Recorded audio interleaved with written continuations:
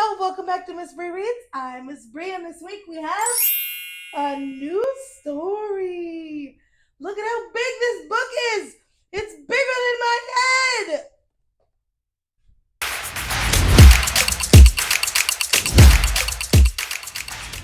The author writes the story. The illustrator draws the picture. We got the front off.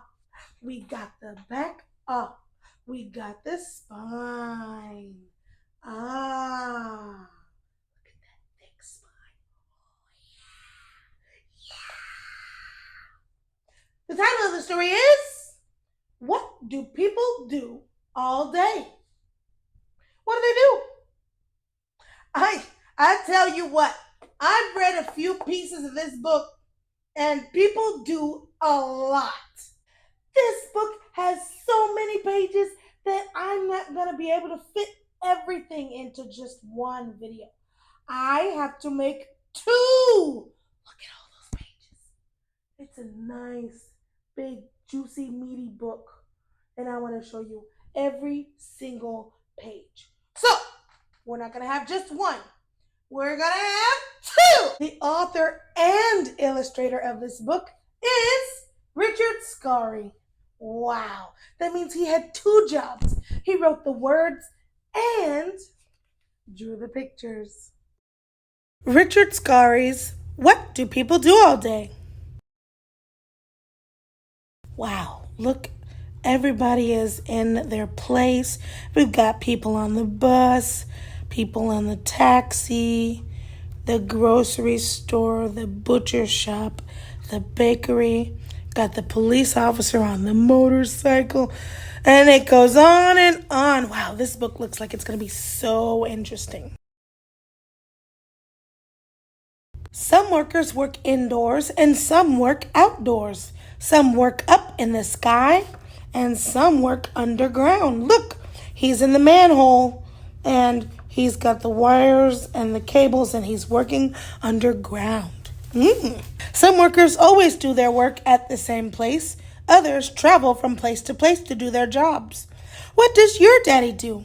What does your mommy do? And what do you do? Are you a good helper? Everyone is a worker. How many workers are there here? 1, 2, 3, 4, 5, 6.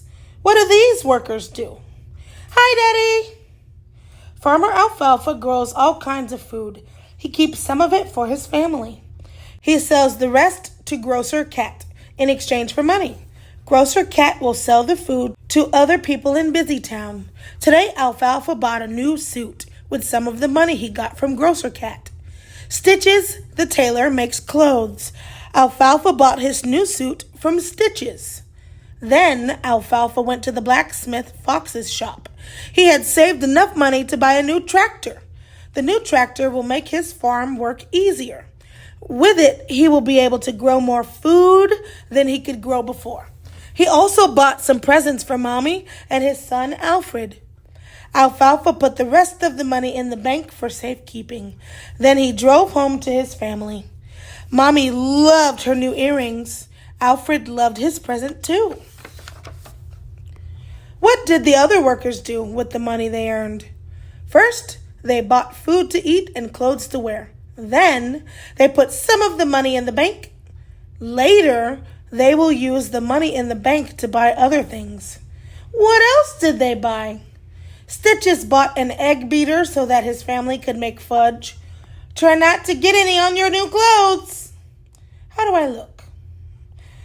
Blacksmith Fox bought more iron for his shop. He will heat and bend the metal to make more tractors and tools. Grocer Cat bought a new dress for Mommy. She earned it by taking such good care of the house. He also bought a present for his son Huckle. Huckle was a very good helper today. Building a new house. Huckle lived with his mommy and daddy in a part of Busytown where there were no other houses nearby. There were no other children to play with. Huckle was very lonely. Then one day a man came and dug a hole in the empty lot next door. Someone was going to build a new house. Huckle wondered if there would be any children in the new family. Jason the mason made a foundation in the hole for the house to be built on.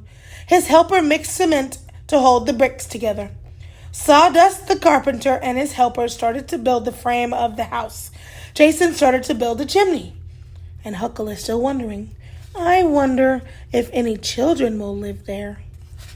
Jake the plumber attached the water and sewer pipes to the main pipes under the street. They put in water pipes. They put in sinks and bathtubs and toilets. They put in a furnace to keep the house warm. They nailed down floors, and Jason built the chimney higher. Whoa, look at Jason go. It's so high. Jason finished making the chimney. Be careful you don't fall, Jason. They put a roof and sides on the house. The electrician put in electric wires. All kinds of telephones were put in. The electrician attached electric switches and outlets to the wires. Sawdust nailed up the inside walls. The walls covered up all the pipes and wires. He put windows where they belonged and doors too. The house was painted inside and outside. Look, they have a clothes washer, a stove, a refrigerator, a sink. It's all going in the house. A truck brought furniture, a television set, a radio, rugs, pictures, a stove, and lots of other things. The house was ready for the new family. At last, the new family has arrived. Look! It is Stitches, the tailor. Stitches paid the workmen for building the house. And here is Stitches' family.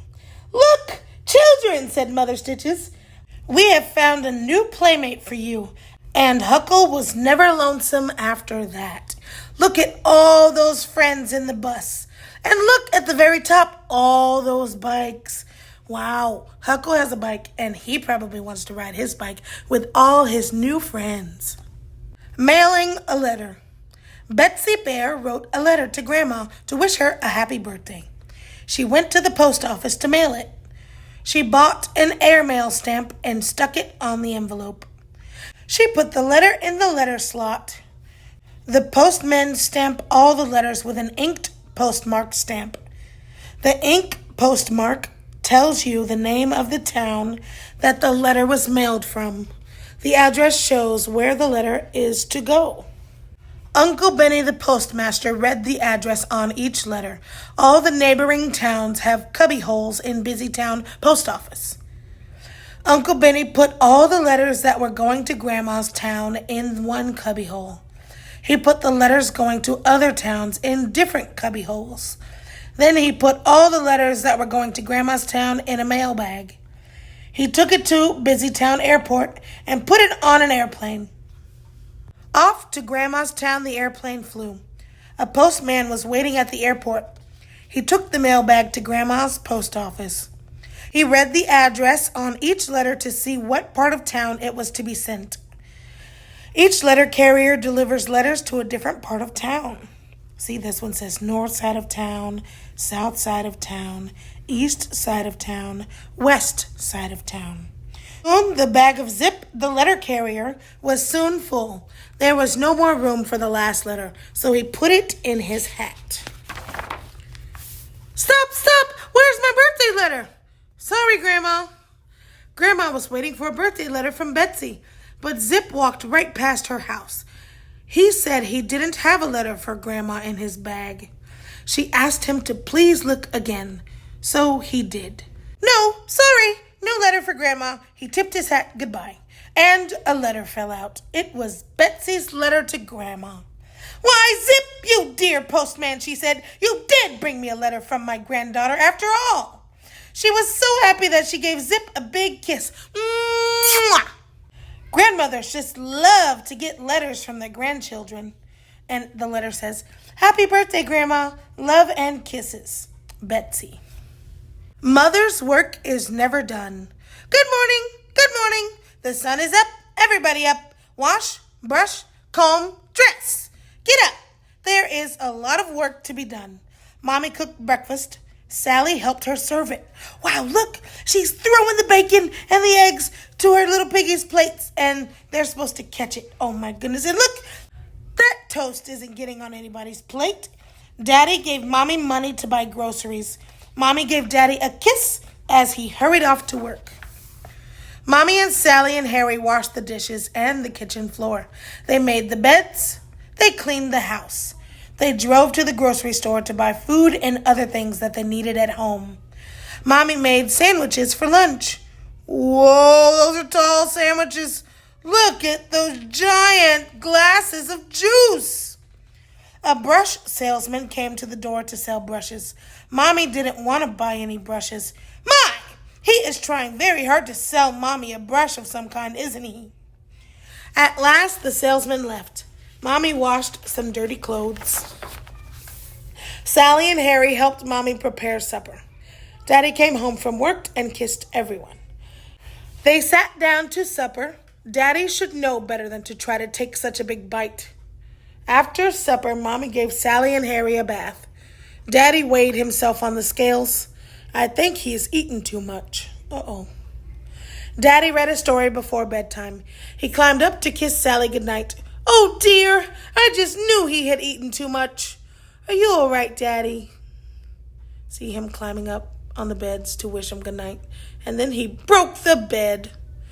I don't think anyone will ever sleep in that bunk bed again, do you? Sally and Harry had to sleep with Mommy. What would we ever do if we didn't have mommies to do things for us all day, and sometimes all night? Good night. Sleep tight. The end for now. And that's the end of our story, my little bookworms. I hope you enjoyed it as much as I did. Remember, reading is a magical adventure that could take you anywhere you want to go. So keep reading and exploring new worlds. Until next time, farewell, my friends. Subscribe and like. Comment what book you'd like to hear next. Miss Bree reads!